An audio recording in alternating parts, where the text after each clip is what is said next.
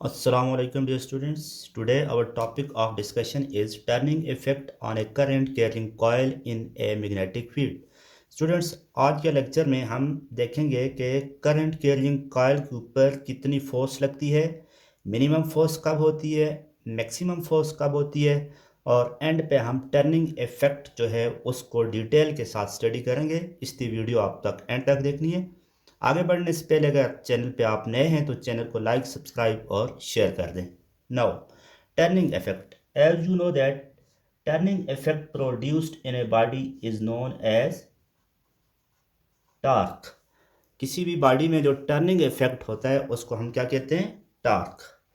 Let us suppose आपके पास कोई भी एक कॉइल है ABCD, जिसको आपने एक्सटर्नल बैटरी के साथ कनेक्ट किया हुआ है और वायर से आपने एक की लगा दी है और इस कॉइल को आपने एक्सटर्नल मैग्नेटिक फील्ड के इन बिटवीन रखा हुआ है।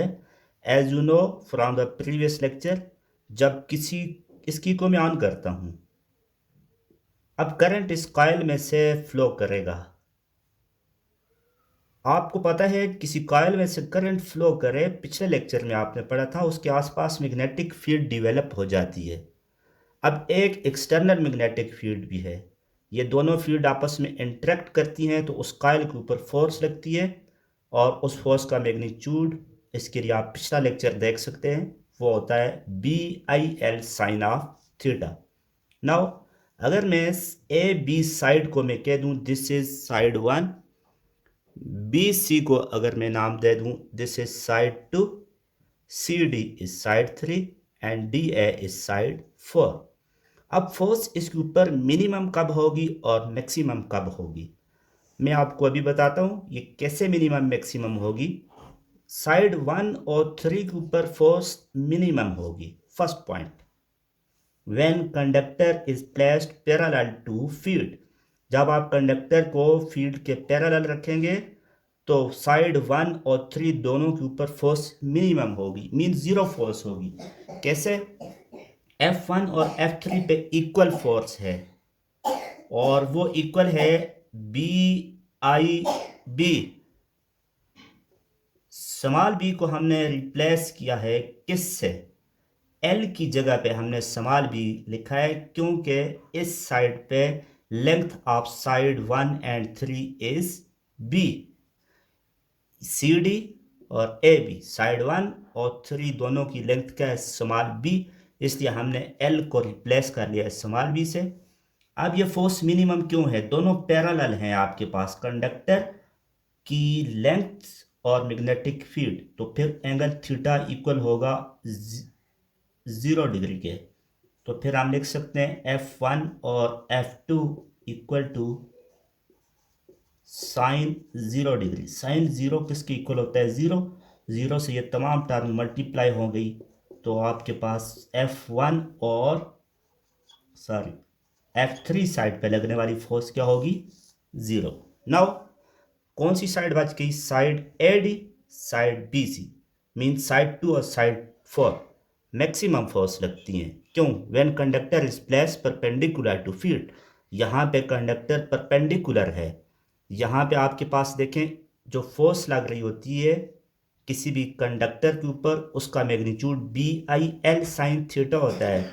लेकिन इस केस में आपके पास L, जो इसकी लेंथ है, वो साइड 2 और साइड 4 की इक्वल लेंथ हो, उसको हमने A से रिप्लेस कर दिया है।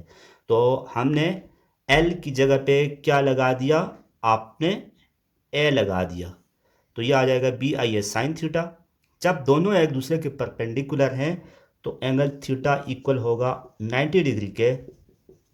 वैल्यूज पुट कर लें आप तो ये बन गया BIA साइन 90 डिग्री। साइन 91 होता है तो F2 और F4 साइड के ऊपर फोर्स लगेगी BIA, इसका मैग्नीट्यूड हो जाएगा BIA।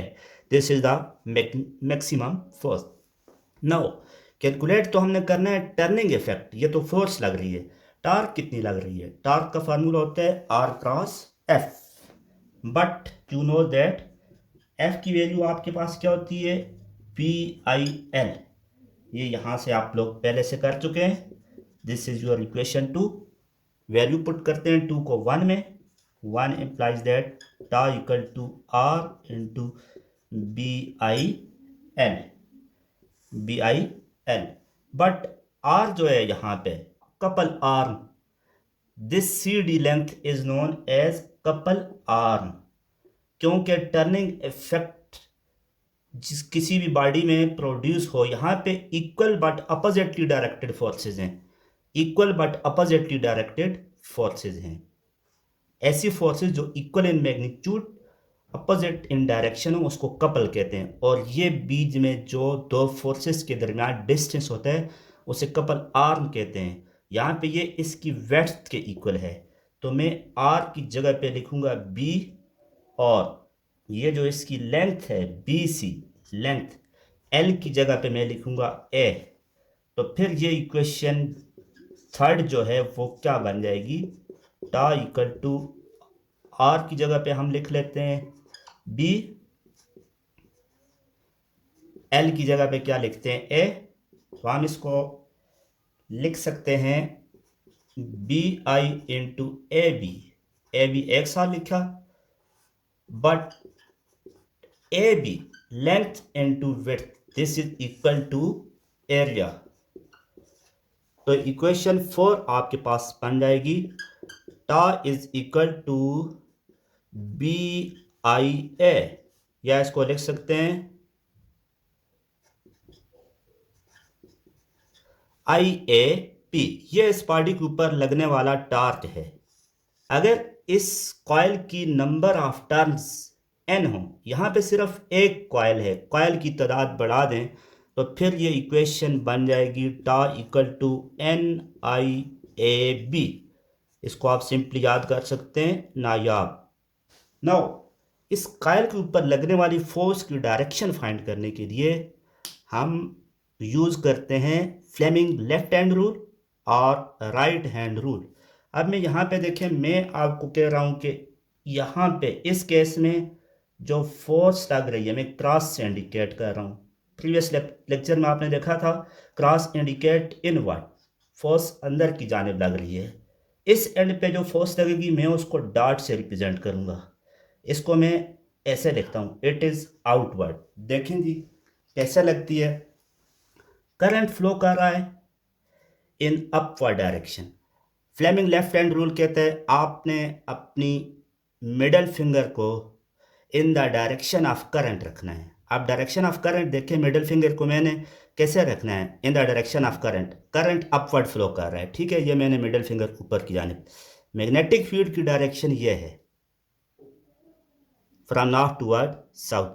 Your thumb indicate the force, आपका थंब क्या इंडिकेट कर रहा है, कौन सी या कितनी फोर्स लग रही है। ये देखें इनवर्ड है, जबकि इस साइड पे यहाँ पे देखें करंट अगेन इस साइड पे डाउनवर्ड डायरेक्शन में, यहाँ पे अप यहाँ पे डाउन।